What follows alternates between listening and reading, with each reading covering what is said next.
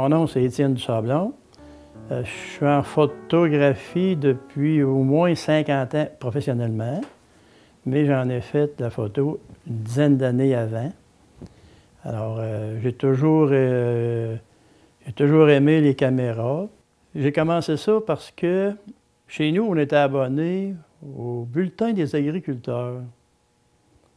Vous allez voir le lien, c'est qu'il y avait des petites annonces et à Neuville, il y avait Prime de luxe qui annonçait que si on vendait des graines pour le jardin ou des cartes de Noël, on avait des cadeaux. Puis dans les cadeaux, il y avait une caméra carrée en plastique, la marque Impériale. Puis là, je regardais ça, puis je dis, hey, ça m'intéresse, ça. Fait que là, j'ai fait venir des cartes de Noël, une commande de cartes de Noël, puis des graines de jardin quand c'était le temps. J'ai réussi à me gagner la caméra. J'ai eu le cadeau. Puis là, j'ai commencé à faire des photos avec ça, n'importe quoi que je photographiais. Parce que moi, j'aimais ça garder des souvenirs de ce que je voyais. La première photo qu'on a développée, c'est celle que je venais de faire avec... que j'avais faite une couple d'années avant, mais je n'avais pas rien pour les développer. C'est comme ça qu'on a commencé. Alors, pendant 2-3 ans, on a fait ça. On développait chez nous. Moi, j'avais converti ma chambre en chambre noire avec un catch pour pas que personne rentre. Puis là, j'avais toutes sortes de photos que je ramassais. Moi, j'étais abonné dans le temps. Je m'étais abonné à Paris Match, fait que j'avais toutes sortes d'informations. Puis c'est comme ça que j'avais... En France, il y avait des cours par correspondance de toutes sortes d'affaires. Des cours de danse, des cours de photographie. Fait que là, j'avais fait venir la documentation puis les cours de photo. Puis juste avec la documentation, j'ai tout appris qu'est-ce que ça me prenait. Fait que là, je pouvais imprimer les photos, les développer, puis tout ça. Alors, ça restait comme ça. Puis à un moment donné, bien, après quelques temps, là, j'ai fini mon cours secondaire, là, en 11e année dans le temps. Puis là, je ne savais pas quoi faire de ma vie. Ça fait que là, j'ai dit, d'abord, je vais m'en aller en 12e année. Puis là, en 12e année, vu que j'étais plutôt très indiscipliné, là, le frère s'est mis à m'engueuler. Fait que moi, j'endure pas ça. Alors, je suis monté, c'était à l'école, à côté du cégep, là, de Sainte-Foy. Il y avait un juvénat des frères des écoles chrétiennes, c'était là. Puis moi, la vie du juvéniste, là, ça m'intéressait pas parce que moi, chez nous, tu sais, la porte était barrée, puis je faisais mes affaires. Là, on avait une petite chambrette avec des rideaux, là, puis en tout cas, c'était le petit jus à 8 heures, là. Moi, d'habitude, je prenais 4-5 toasts avec 2-3 cafés, là, à 8-9 heures, là. Ça marchait pas. Fait que là, j'ai pris mes affaires, je me suis emmené sur le bas charret, sur le pouce. Je suis revenu chez nous avec ça à Saint-Casimir. Je me suis mis ça sur la table, j'ai dit, regarde, moi, je vais pas à l'école. Là, ma mère était découragée. Là, quand mon père est arrivé, il dit, écoute bien, si tu ne vas pas à l'école, bien, tu vas travailler, puis je ne te garderai pas ici, tu n'as rien à faire. J'ai dit, OK, pas de problème. Moi, je savais qu'en octobre, novembre, ça n'engage pas personne. Là. J'en ai au moins pour l'hiver à me reposer. Mais non, le lendemain, je m'en vais à l'usine de contreplaqué qui était à Saint-Casimir, qui est encore là. Puis, comme par malheur, ils m'ont pris tout de suite avec des petits souliers de cuir, italiens, pas de gants, arraché de l'écorce. C'est de même que, là, j'ai travaillé 1 an là, presque. Puis là, ma mère, elle me dit après, « Hey, coudonc, toi, ça t'intéresse la photo, pourquoi tu ne vas pas suivre un cours? » Bon, je dis, oui, OK. Fait que là, ça se donnait à Trois-Rivières, l'école de métier de Trois-Rivières. J'ai été là. Là, j'ai passé les examens, j'ai rentré là. Puis après ça, bien, quand j'ai eu fini, j'avais pas de job. Là, j'ai fini, mettons, au mois de mai, juin. Puis là, j'ai dit, bon, ben, me trouver un travail. Là, j'ai été partout, mais il y avait déjà un photographe à Saint-Marc-de-Carrière. Il y en avait un à Saint-Anne-de-la-Pérade, un à Saint-Hubal. Ça, puis il y en avait ici à Donnacana, 1 ou 2. Il y en avait à Saint-Raymond, une couple. Fait que là, j'arrivais comme un surplus, là. J'ai essayé de me trouver un travail, j'ai jamais été capable. J'ai allé à Montréal, presque un mois de temps. Je me levais de bonne heure, je prenais l'autobus, je connaissais pas la ville. Là, j'arrivais sur la rue Sainte-Catherine ou Sherbrooke. Là, je connaissais pas trop, fait que je débarquais. Je débarquais pas à la bonne place. Là, je suis obligé de revenir à pied. Là, je faisais 1 ou 2 studios par jour. Là, je revenais chez un ami où je demeurais. Là, je me relevais le lendemain, je cherchais dans les pages jaunes. J'allais encore faire des recherches. Finalement, au bout de presque 3 semaines, 1 mois, rien. Il y a une place qui aurait pu m'engager, parce qu'à chaque fois, il disait « Avez-vous un portfolio? » Oui, j'avais quelques photos faites à l'école, ça ne valait pas grand-chose. Puis, parlez-vous anglais? Et moi, je disais « Oui, je parle un petit peu. » Non, non, c'est pas ça, là. Ici, tout le monde est anglais, il faut que tu parles anglais. Ah, OK. Donc là, je laissais mes documents, puis je partais. C'est tout juste pour eux autres pour me dire « On va vous rappeler, rappelez-nous pas. » Ils ne voulaient rien savoir. Il y a une place que j'aurais pu passer, mais là, ils ont dit « Qu'est-ce que vous avez fait jusqu'à maintenant? » Bien, j'ai dit « J'ai un cours en photographie. » Là, j'étais tout fier. J'ai dit « Hey, là, ça va être bon. » Ah, ils disent « On n'engage pas personne avec des cours ici. Ils en ont déjà eu, puis ils veulent tout modifier, tout changer nos affaires. » Fait qu'ils disent « Si t'as un cours, non, on ne t'engage pas. » OK. Je reviens chez mon chum, où je demeurais. J'ai dit « Bon, ben je me pars en affaires. » Il dit « Tu fous? T'as pas une scène? » Juste, pas grave. Fait que là, moi, je demeurais chez mon père. Je n'avais pas de frais. Ça fait que... Là, je commence comme ça, le 1er décembre 1969. Ça, c'était le jour de ma fête. J'avais 21 ans. Là, je commence.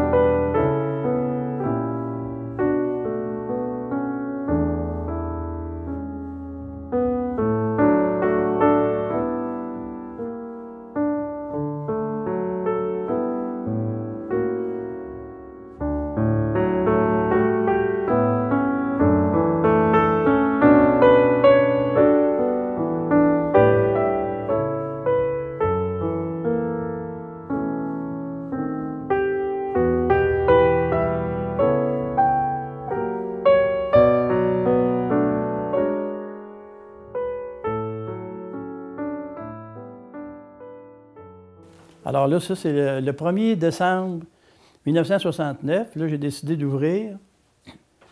Ça voulait dire que je m'annonçais, puis que là, les gens venaient, mais j'étais toujours chez mon père. Puis là, j'opérais dans son salon. Je fais de même que ça marchait. Puis là, les gens ont commencé à venir apporter des films. Ça, c'était ça l'affaire. J'avais pas d'équipement pour faire des photos. J'avais pas de lampe, j'avais pas de fond, j'avais rien. J'avais juste un 35 mm. Mon ami avec lequel on avait acheté l'agrandisseur, qui était mon grand chum, il décide de se marier, lui, dans ce temps-là. Et il dit, là, viendrais-tu faire mes photos? Mais je ne suis pas capable. J'ai pas assez d'expérience. Pour moi, c'était important de faire ça comme il faut pour lui. Puis là, je ne me sentais pas vraiment compétent pour faire ça. J'ai dit, non, je ne peux pas. Là, regarde, choisis un photographe, ça va être plus safe pour toi. Là. Fait que là, de fil en aiguille, bien là, j'ai fait les reportages pour le journal.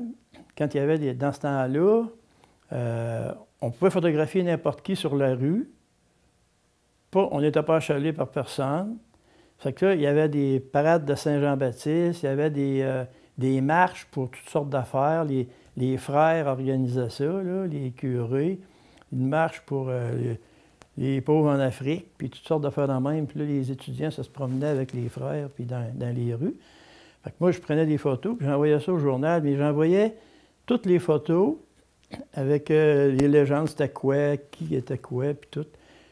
Puis, plutôt que de me payer, eux autres, bien, normalement, ils auraient dû envoyer un journaliste quasiment toute une journée ou une demi-journée pour faire tout ça, puis voir qu'est-ce qui était le mieux dans les bons points dans la journée.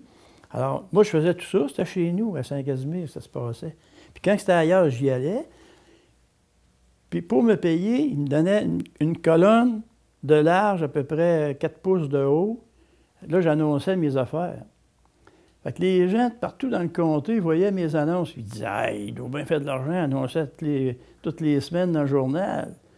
Il est bon, lui. » Fait que là, ça m'appelait pour faire toutes sortes d'affaires. Puis là, petit à petit, je me suis acheté de l'équipement. Puis là, j'étais capable de faire des photos qui avaient du bon sens. Alors, ça a commencé comme ça. Puis on a fait ça pendant quelques années. Tout d'un coup, je reçois un téléphone à Saint-Casimir. C'était Pierre Trépanier qui me dit Hey, j'ai une proposition à te faire. Je ne l'avais jamais rencontré.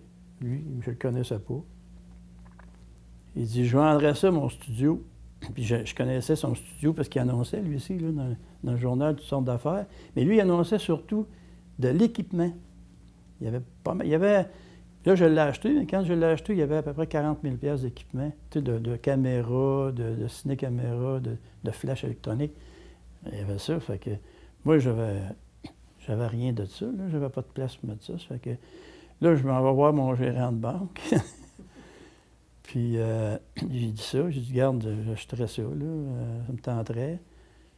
Fait que, il dit, ouais, mais il dit, écoute, as-tu une mise de fonds à faire? Il dit, non, j'ai rien. J'ai rien. Ah! Mais il dit, ça me prend au moins 5 000. Il faudrait que tu me trouves 5 000. J'ai dit, OK, je vais vous trouver ça. Ça a pris une semaine. J'étais arrivé sur son bureau, j'ai mis 5 000 là. Ça, c'est ma tante, ma mère, 2 de mes chums, 3 de mes chums, t'as 1 000 $, l'autre 1 000 $, un autre 1 000 $, 2 500 $, en donc. Fait que j'ai mis 5 000 là. Ah, il dit, OK. Moi, il dit, là, il y a tout ci, puis il y a tout. Lui, je m'entendais bien avec ce directeur de caisse-là. Ça faisait déjà 2-3 achats que je faisais. Fait que, il me connaissait. Je pas le premier emprunt que je faisais. Ça fait que, là, il essayait de trouver les problèmes avant que je les subisse, là, tu sais, puis tout ça. Fait que finalement, il dit, OK, vas-y, on achète ça. Fait que là, je suis arrivé ici. M. Trépanier, il dit, écoute, il dit, si ça t'intéresse, moi, je serais prêt à continuer à travailler ici. Je dis, hein, parfait. Parce que moi, j'avais déjà Saint-Casimir où j'avais quelques petites affaires, là. J'avais commencé à vendre quelques petites choses. Fait que là, je dis, c'est le temps, oui, OK. Fait que je me suis toujours bien entendu avec Pierre Trépanier. Ça allait bien, puis lui, c'était pas un gars pour tirer la couverte, là, tu sais. Puis c'était le fun parce que là, tous les fournisseurs comme Kodak, Général Photographique, Polaroid, ils arrivaient dans le magasin, le vendeur. Bonjour, M. Trépanier. Bon, bien là, c'est le spécial des fêtes, là, je viens vous voir. Là, M. Trépanier disait, bien là, moi, j'ai vendu, là, c'est M. Dusablon, que moi, j'étais dans le bureau. C'est M. Dusablon, là, qui va prendre des décisions. Hein? Ah, vous avez vendu, OK. Mais là, vu qu'il était là, il faisait son rapport, lui, au directeur des ventes, là, au directeur des comptes. Puis il disait, bien là, tu sais, pas de problème, ils travaillent ensemble. Fait que là, c'est pas comme quelqu'un qui arrive à un nouveau, qui connaît rien, il va stocker 3 fois qu'est-ce que ça y prend, puis pas capable de le payer après, là. Alors, ça s'est fait comme il faut. Puis après ça, bien, à un moment donné, là, il y a eu une faillite d'un studio au centre d'achat. Puis là, le syndic m'appelle, ils ont dit il y a juste toi pour acheter ça. Fait que j'ai dit non, ça ne m'intéresse pas, j'ai pas d'argent. Parce que moi, j'achetais de l'équipement. Là. Pendant tout ce temps-là, j'achetais toujours de l'équipement. Fait que tous les profits, ça passait dans l'équipement. Moi, je ne me suis jamais payé de salaire presque. Ça a été un petit bout, là, j'ai eu des salaires, ça fait pas longtemps. Mais dans cette période-là, je n'avais pas de salaire.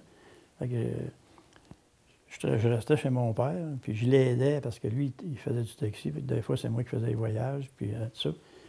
Fait que j'ai dit non, je peux pas. Fait que c'était M.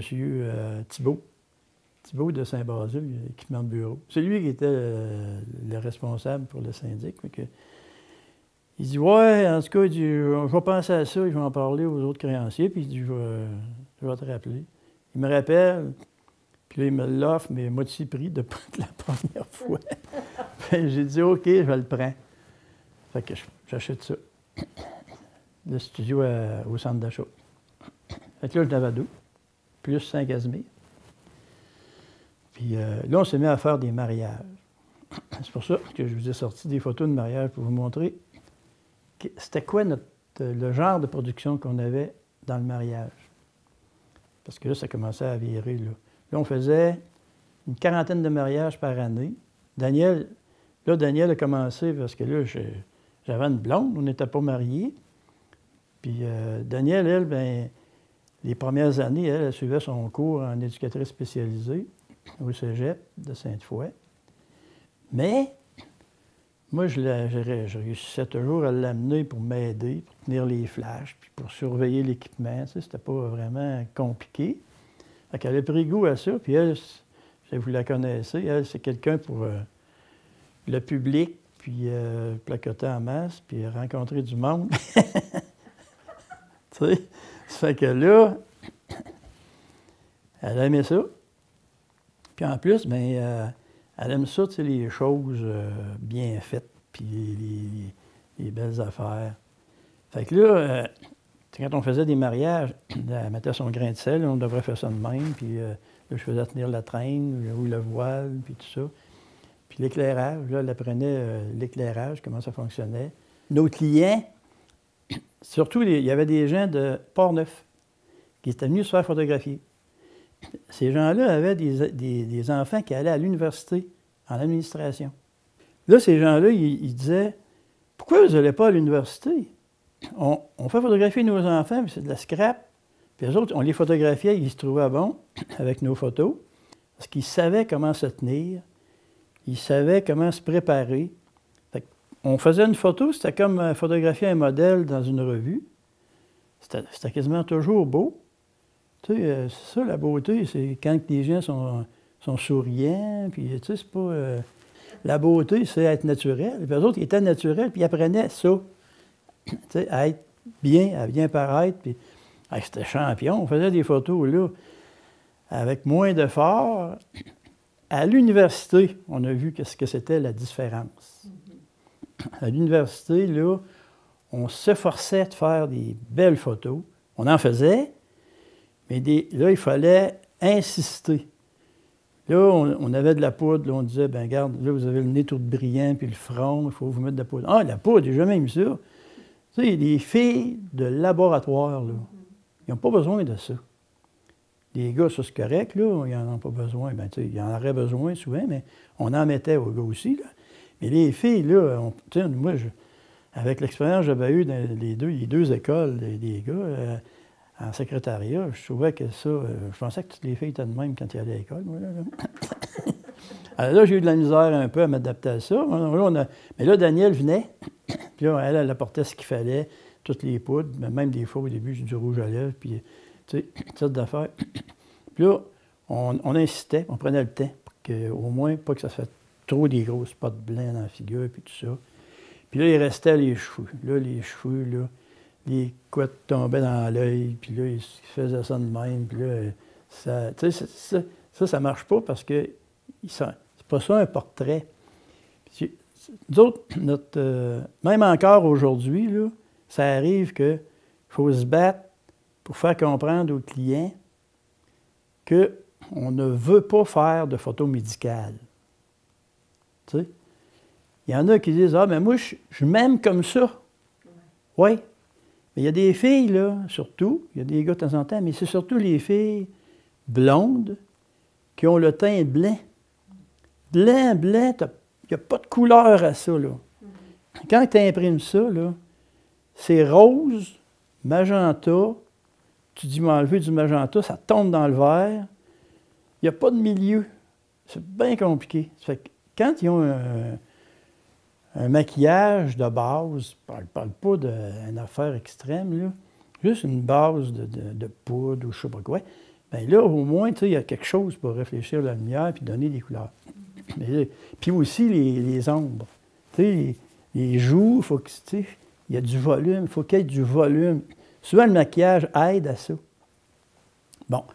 Alors là, ça, là, en dernier, bien, c'est sûr qu'on a fait 30 ans. En dernier, là, on savait quoi, là, on les préparait. On envoyait un document, puis c'était marqué, là, ça prenait un maquillage raisonnable, simple, mais c'était important. Alors, on a fait ça pendant 30 ans, les photos d'étudiants. C'était merveilleux. Moi, j'aimais ça, là. Mais là, ça, c'est juste pour revenir à votre question, cher monsieur. C'est que là, je me levais à 6 heures, je préparais toutes mes affaires, je partais de chez nous à 8 heures le matin avec mon assistant, ou des fois, je le prenais en chemin. Je commençais les photos vers... Normalement, on avait mis ça à 10 heures. Parce que là, on avait l'heure de route à faire et tout. Déjà, je me levais à 6 heures, c'était déjà une nuit courte. Fait que là, j'arrivais là-bas, moi, vers 9h15. Puis le premier rendez-vous était normalement à 10 heures. Bien, à 9h20, 9h30, il y en a un qui se pointait. Parce que là, lui, c'était pas son pavillon. Des fois, il venait d'un autre pavillon. Puis c'était peut-être son pavillon, mais ce local-là, il n'était jamais venu là. Là, il ne prenait pas de chance, puis il partait d'avance, puis il arrivait en avance. Puis là, ben, on disait, ça va long, regarde, on est en train de s'installer, parce qu'on ne pouvait pas laisser les caméras là, il fallait les réinstaller tous les jours. L'ordinateur, il y avait 2 ordinateurs qu'il fallait fonctionner avec ça. Puis les démonstrateurs qu'on installait pour leur montrer comment ça marchait. Ça fait que là, on installait ça prenait 20 minutes d'installer tout ça, là. On arrivait avec le bagage pour les valises. Alors, bon, là, on finissait à 11h50, le dernier rendez-vous. Mais là, il y avait eu du retard, parce qu'on avait passé au moins, dans l'avant-midi, 3-4 filles qui avaient la couette dans l'œil. Fait que là, il fallait leur déplacer la mèche, mais on n'avait pas le droit de mettre de spray pour tenir ça. Parce que ça se faisait pas, là, mettre du spray dans ses cheveux. Fait que là, moi, là, à un moment donné, je disais, OK, c'est correct, attendez, bougez pas. Je tassais la mèche, psh! Là, il n'a pas le goût de sourire. Non, mais tu sais, moi, je savais là, que ça ne serait pas correct, de laisser ça de même à bric-à-brac dans le coin de l'œil. Alors là, puis là, après, j'avais un miroir, là, puis là, je leur montrais, je disais, puis, c'est correct? Ah, ben oui, ah, c'est correct, oui, OK. Parce que là, je les photographiais pas sans leur montrer. Ça finissait, le dernier rendez-vous était à 4h30, je pense, 4h30. Mais là, il y avait du retard avec tout ça, avec ces affaires de cheveux-là, normalement. Puis il y a ça aussi que, il y a des gens, quand on photographie, les gens, ils ne sont pas capables de tenir une pause. Il y en a qui ne sont pas capables. Puis nous autres, c'est délicat parce que tout le temps, quand on fait des photos, on place les mains, les pieds, les épaules, la tête, on place tout ça. Fait que là, il faut que ça se fasse vite à l'université, c'est 10 minutes. Nous autres, on était à 10 minutes, nos compétiteurs, c'était à 1 minute. Fait qu'on a toujours dit qu'on travaillait 10 fois plus que nos compétiteurs, puis c'est vrai, puis on chargeait le même prix. Fait que là, ça retarde. Quand ils sont tous placés avec la toge, le baudrier, le diplôme est là, puis l'angle du diplôme, c'est important. Tu ne fasses pas le diplôme n'importe comment. Fait que là, il y avait un angle, il fallait garder ça. Le poignet, il fallait qu'il soit comme ça, il ne fallait pas qu'il soit de même.